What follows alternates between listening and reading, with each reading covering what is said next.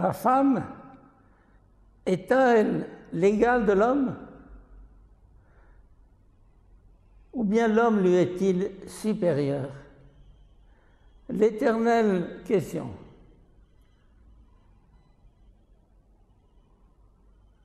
Les droits de la femme.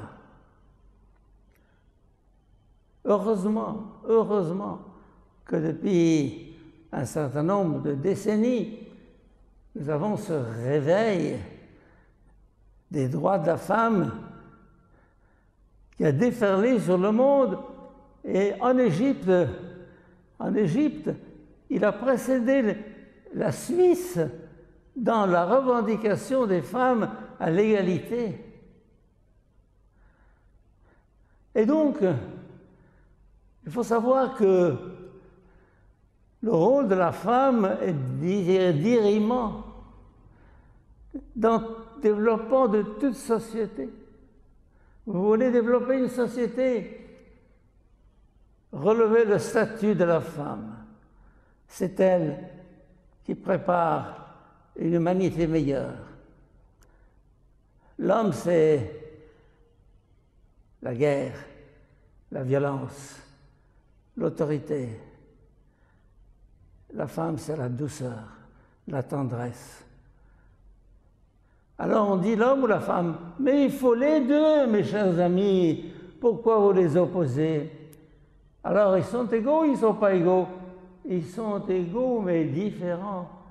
Ils sont égaux mais différents. Pourquoi voulez-vous que la femme soit un mâle avec ce que certaines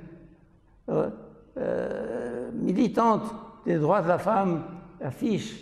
Ah, non, j'aime la femme femme et j'aime l'homme homme. Et ils se complètent. Aujourd'hui, dans la première lecture, justement, on parle de la création de la femme à partir de l'homme.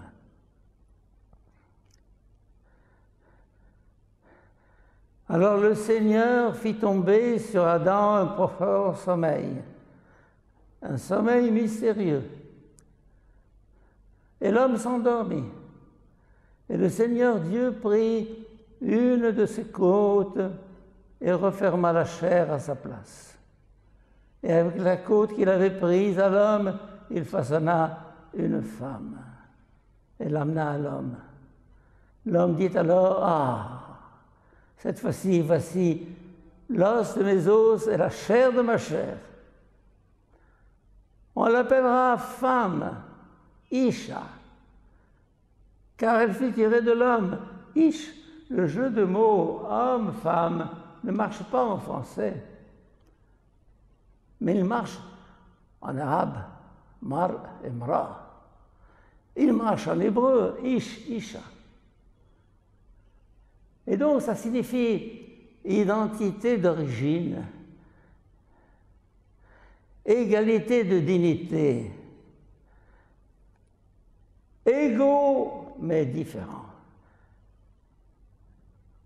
On dira, mais c'est pas normal, la femme est inférieure à l'homme parce qu'elle a été tirée de l'homme. Ah bon? Et toi, et vous, ici les hommes, dans cette chapelle, vous avez été tirés de qui? De la femme.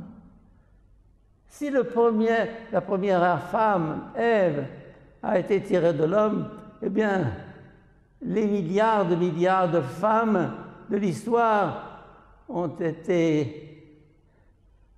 les milliards d'hommes de l'histoire ont été tirés de la femme.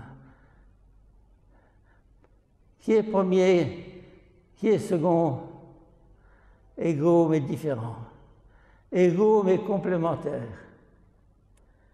Alors, mes chers amis, comprenons que si nous voulons construire un monde plus humain, il faut rassembler les deux portions de l'humanité que Dieu a établies dès les origines. Il savait ce qu'il faisait. Alors aujourd'hui, au lieu plutôt de se battre pour savoir qui est le premier, Il s'agit de savoir que nous sommes tous les deux premiers. La femme est première et l'homme est premier. Et c'est dans cette complémentarité que nous construisons une société harmonieuse.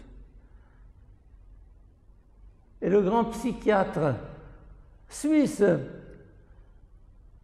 Carl Gustav Jung, a justement voulu discerner dans l'âme humaine deux portions complémentaires, animus et anima, le pôle masculin et le pôle féminin. Il n'est pas divisé en deux catégories, non. C'est l'être humain, homme ou femme, qui porte en lui cette double appartenance, animus et anima. Mes chers amis, essayons de comprendre combien nous sommes complémentaires l'un à l'autre, combien nous sommes indispensables l'un à l'autre, combien l'équilibre de la planète et de notre société s'établira le jour où nous nous reconnaîtrons semblables mais différents, égaux mais différents, Ish et Isha pour faire l'être humain. Amen.